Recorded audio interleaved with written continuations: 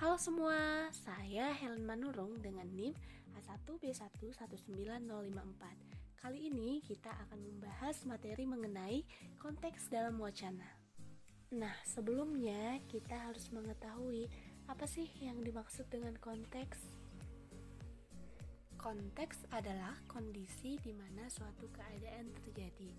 Konteks berarti bagian suatu uraian atau kalimat yang dapat mendukung atau menambah kejelasan situasi makna yang ada dalam suatu kejadian. Ada beberapa jenis konteks. Yang pertama, konteks fisik, termasuk ruangan, objek nyata, pemandangan, dan lain-lain. Yang kedua, konteks menurut faktor sosio-psikologis. Hal ini termasuk faktor-faktor seperti status orang-orang yang terlibat dalam hubungan komunikasi, peran mereka, dan tingkat kesungguhannya. Dimensi pemilihan waktu atau tempo suatu konteks termasuk hari dan rentetan peristiwa yang dirasakan terjadi sebelum peristiwa komunikasi. Selanjutnya kita akan membahas unsur-unsur konteks. Dalam setiap interaksi verbal selalu terdapat beberapa faktor yang mengambil peran dalam peristiwa itu. Misalnya partisipan dan mitra bicara, pokok pembicaraan, tempat, dan lain-lain.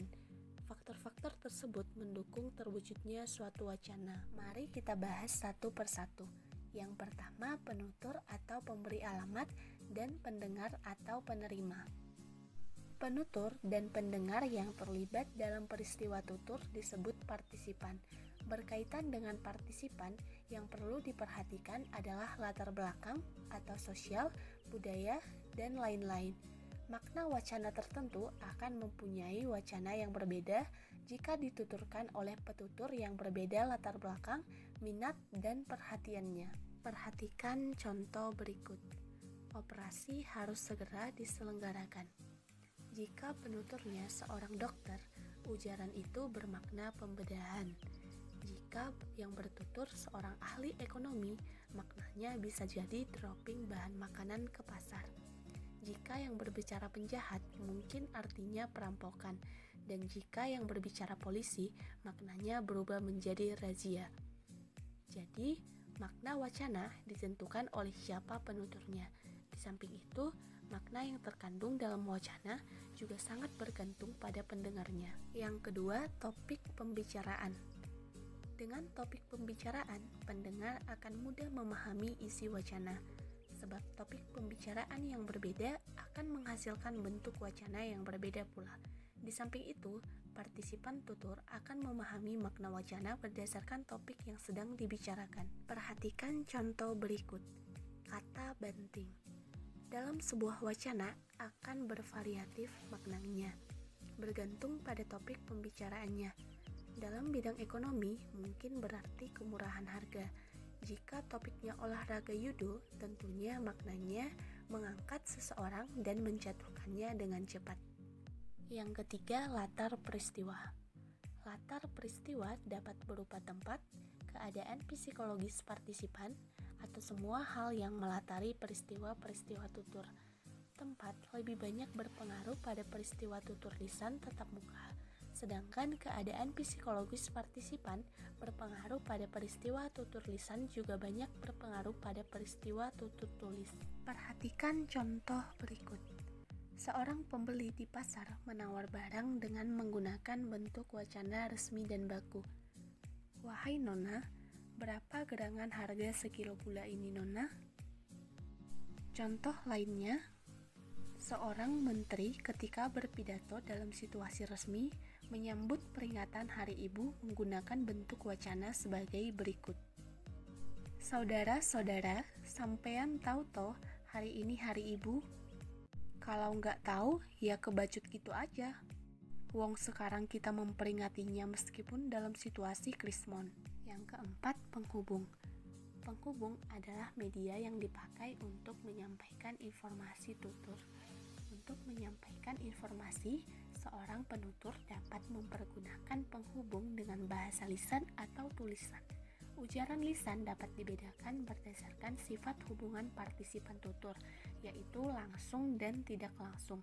Hubungan langsung terjadi dalam dialog tanpa perantara, sedangkan tidak langsung terjadi dengan perantara, misalnya telepon.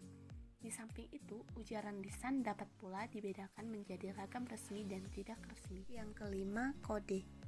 Kode dapat dipilih antara salah satu dialek bahasa yang ada, atau bisa juga memakai salah satu register atau ragam bahasa yang paling tepat dalam hal itu. Akankah sangat ganjil jika ragam bahasa baku dipakai untuk tawar-menawar barang di pasar? Juga terasa aneh jika beragam non-baku dipakai berkhotbah di masjid atau gereja. Yang keenam, bentuk pesan. Pesan yang disampaikan haruslah tepat, karena bentuk pesan bersifat fundamental dan penting. Banyak pesan yang tidak sampai kepada pendengar. Jika pendengarnya bersifat umum dan dari berbagai lapisan masyarakat, maka harus dipilih bentuk pesan yang bersifat umum. Sebaliknya, jika pendengarnya bersifat khusus atau hanya dari satu lapisan masyarakat tertentu, yang bentuk pesan haruslah bersifat khusus.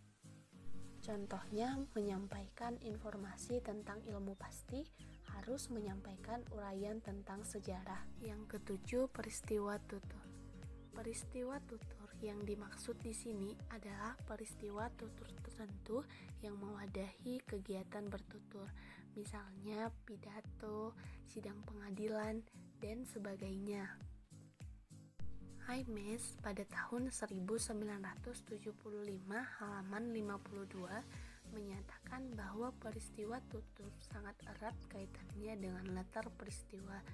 Dalam suatu peristiwa tertentu akan terjadi dalam konteks situasi tertentu. Nah, peristiwa tutur tersebut dapat menentukan bentuk dan isi wacana yang akan dihasilkan. Wacana yang dipersiapkan untuk pidato akan berbeda bentuk dan isinya dengan wacana untuk seminar. Nah, sekarang kita membahas rincian dalam konteks. Rincian dalam konteks terdiri atas 4 bagian. Yang pertama, rincian ciri luar atau fisik. Yang kedua, rincian emosional. Yang ketiga, rincian perbuatan. Dan yang keempat, rincian campuran. Sekarang mari kita bahas satu persatu. Yang pertama, rincian fisik atau ciri luar. Rincian ini dapat melibatkan ciri-ciri yang dimiliki oleh manusia, benda, binatang secara fisik atau ciri luar bagian tubuh yang menonjol secara fisik. Perhatikan contoh berikut ini. A. Pria yang berkulit putih itu telah menawan hatinya. B. Pandangannya tertuju kepada laki-laki yang tegap, wawasan dengan dahi lebar. C. Pemuda yang berbaju putih itu sangat mengagumkan. D. Saya mencari anak cantik berkulit putih itu. Ia adalah ponakan saya.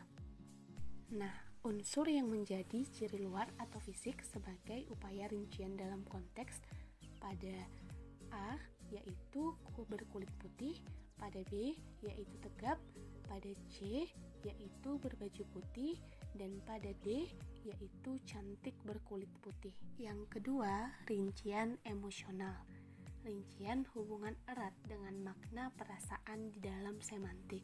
Makna perasaan berhubungan dengan pembicaraan atau emosi. Perhatikan contoh berikut.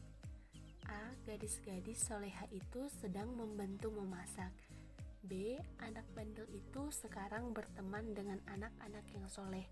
C. Polisi galak itu sedang sakit, jadi kami merasa kasihan kepada beliau. D. Wanita pembohong itu nampak murung mendapat berita duka. Perhatikan upaya rincian emosional yang terdapat pada A, yaitu cantik soleha, pada B, yaitu bandel soleh, pada C, yaitu galak, dan pada D, yaitu liar. Menerangkan pelaku yang diperjelas dengan rincian emosional. Yang ketiga, rincian perbuatan. Rincian perbuatan upaya tindakan yang dilakukan oleh pelaku atau pengalami di dalam konteks wacana. Rincian perbuatan atau mengacu pada unsur sebagai acuan-acuan atau orang, binatang, dan benda tertentu. Perhatikan contoh berikut ini. A. Laki-laki yang sedang berlari itu suami saya. B. Wanita yang menyanyi itu anaknya sudah sekolah dasar. C. Gadis remaja yang membaca itu kemarin menjadi juara cerdas cermat. D. Gadis yang berdiri di samping itu senang bergurau dan rajin membaca Al-Quran.